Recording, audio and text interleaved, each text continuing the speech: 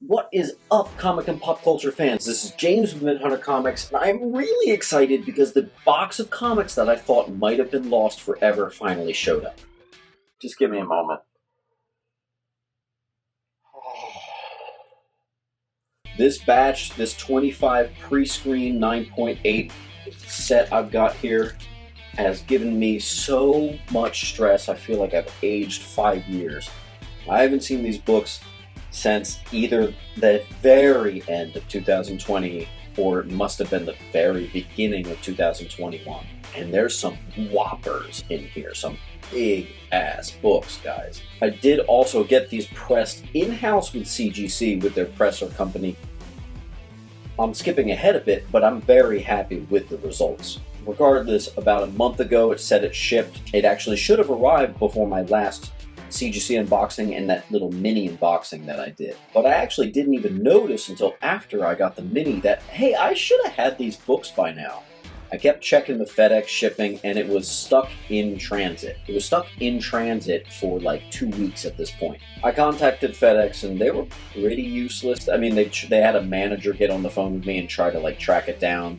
And that's when they told me it was at a warehouse in New Jersey. But then another week went by and there were still no updates. I contacted CGC and now I had CGC fighting FedEx trying to find out what the heck they did with all my books. And luckily, guys, when you go through CGC, you put the value of your comic in there, but you still do have to do insurance on all the shipping. So I was panicking out of my mind because even if I got all my money back, that doesn't matter. Like, there's childhood books in here, there's some big keys that I can't just go and replace. A lot of this stuff is from the 80s. So, whatever, CGC gets involved, and within a week, things finally got turned around, but it just, every single day was just a nightmare, getting updates from both CGC and FedEx, and it was a lot. It left me extremely stressed, but here we are now, a month, actually more like 5 weeks later. They finally arrived, and check out the box that they came in. Apparently, kind of got like lost at the factory, or at the shipping center, I guess. Look at these corners, guys, look at that. I've already checked, none of the books are damaged, but it's almost amazing that they weren't damaged. Yeah, that's narrowly avoiding disaster there. But anyway, we're here now, and I finally get to unbox these things. Now, when you pre-screen for a 9.8, if you don't know, now you know, it basically is your way of saying, hey, if it's not a 9.8, don't get it slabbed. And most of them came back. So, and I was very happy with the ones that did. Some of the ones that I thought would get the 9.8 that I was pretty sure didn't, and some of the ones were a really nice surprise. I'll show you. Let's kick it off with the first appearance of Renee Montoya. We've got Batman at number 475. I did submit a newsstand version as well. Unfortunately, that one didn't come back. That's okay. This one did get it. Our direct edition first appearance of Renee Montoya. Not a bad cover. I do wish that Renee was on the cover, though. Next up, I submitted a bunch of The Boys covers, and since they're a pre-screen, I don't have to hide the grade or anything. Here you go. This is The Boys number 4.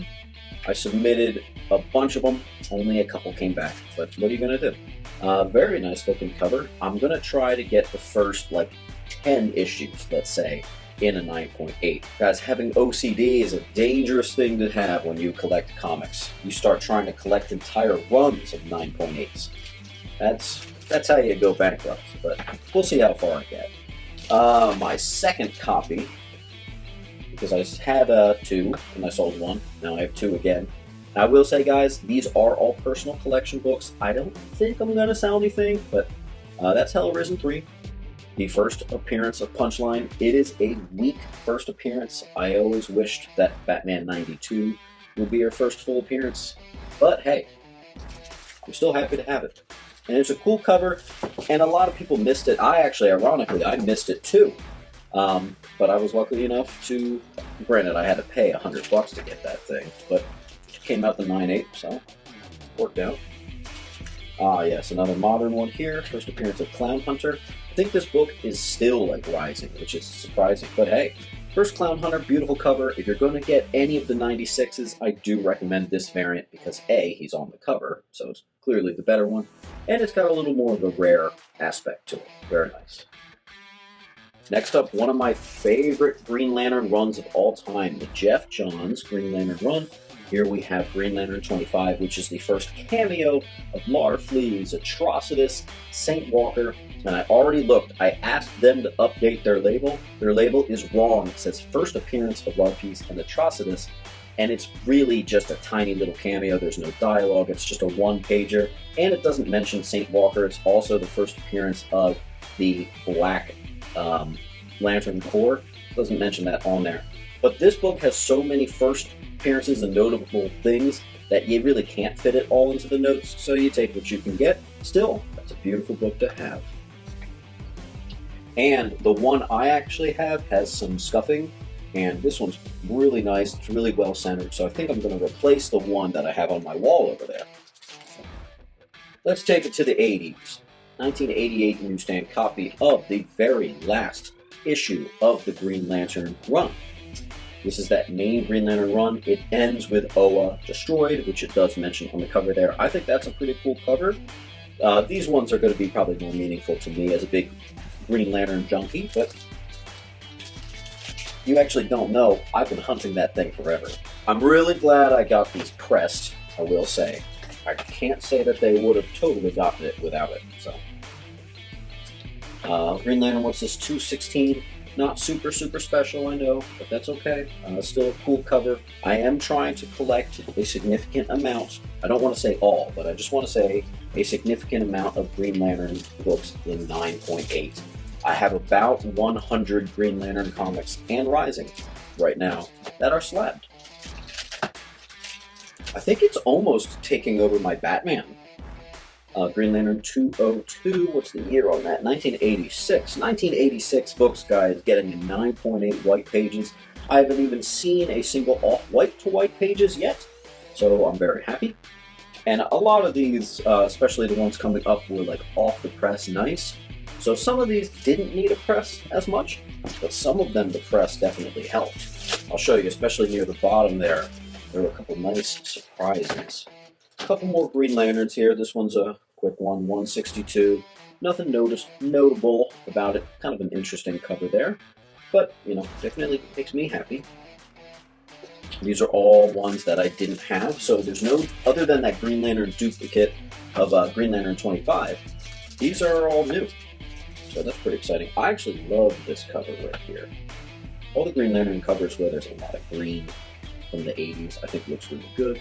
Especially this cover upcoming. And these are all the newsstands, so pretty nice. Got these from a yard sale. So my all-in-all cost into these books is pretty minimal. The Green Lanterns, anyway. Last of the Green Lanterns looks like 163. And this one's just a beautiful, beautiful cover. I don't think there's really any value to these books yet. Maybe HBO will change that. But it's pretty sick right there. And I've already had a chance. I've already gushed over all these books already because I wanted to make sure they didn't have cracks. Look at this. Do you guys remember? I actually stupidly bought one of these a couple of weeks ago. Not forgetting that I submitted this, but I think I just got impatient and I didn't have full confidence that my copy would get the 9.8. And I do notice one spine tick on the side, but apparently they still deemed it worthy of a 9.8. Thank you, Mr. Presser from CSS. Very nice. I asked them to include that it's the mention of the twins and the babies. The CGC ignored me on that one. Oh well. How hard is it to update your label to say the first appearance of Billy and Tommy? Come on. It's not that big a deal. Oh, one more Green Lantern. From 1979. I have probably maybe 8, 9, or 10 books from the 70s now of Green Lantern that are in a beautiful 9.8 white pager. This one's 114. I think it's a first appearance. Yeah, first appearance of the Crumbler. Ooh, cool. Cool beans. This was back when they were still doing all the Green Lantern, Green Arrow logos up at the top. That actually went on for a while. Very nice.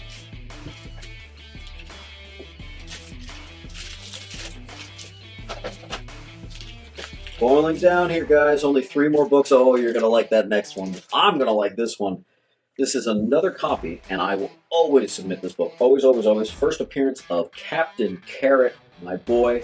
I've got Captain Carrot #1 and his first appearance here. It's kind of a lame first appearance, I won't lie. You know, it just mentions him over at the side over here.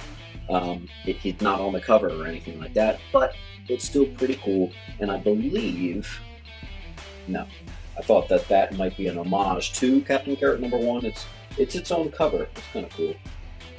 Beautifully centered. Nice. I say beautifully centered because I've noticed a lot of CGC books lately have been pretty cockeyed. So, it's good. Alright.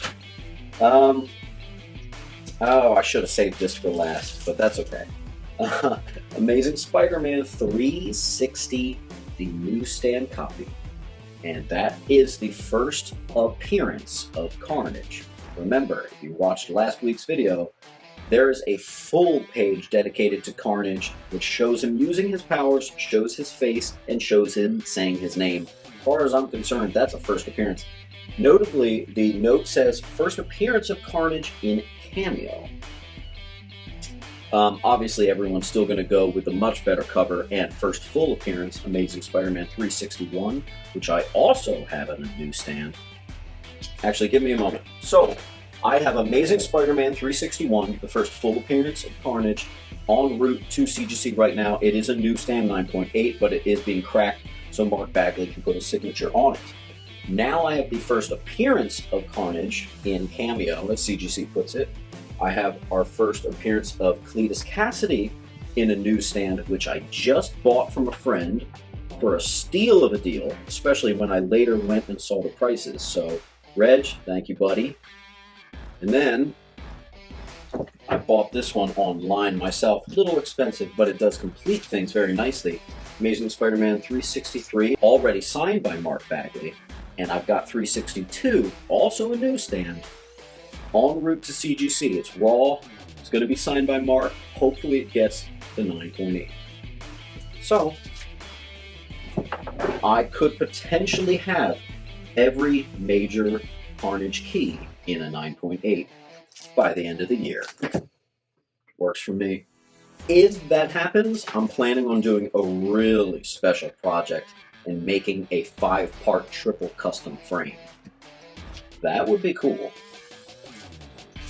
And I told you guys I submitted a bunch of Boys comics. Unfortunately, only 2 came back. Boys #4 and Herogasm #1. So it looks like I probably won't be collecting 1 through 10, but that's a big one to have right there, especially since I think this one just blew up in the news even more, that obviously Soldier Boy is going to be a main part of Season 3 of The Boys, but another character from this issue is going to be in there, I forget.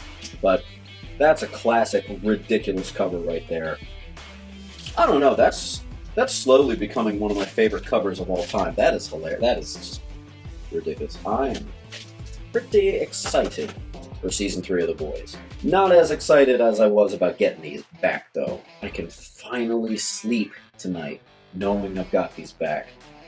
Woo! I think I'm going to adopt the very Gary format of doing like a little GPA. So if you want to stick around, let's go over the prices for these boys. If that's all you wanted to watch, thanks so much for stopping by.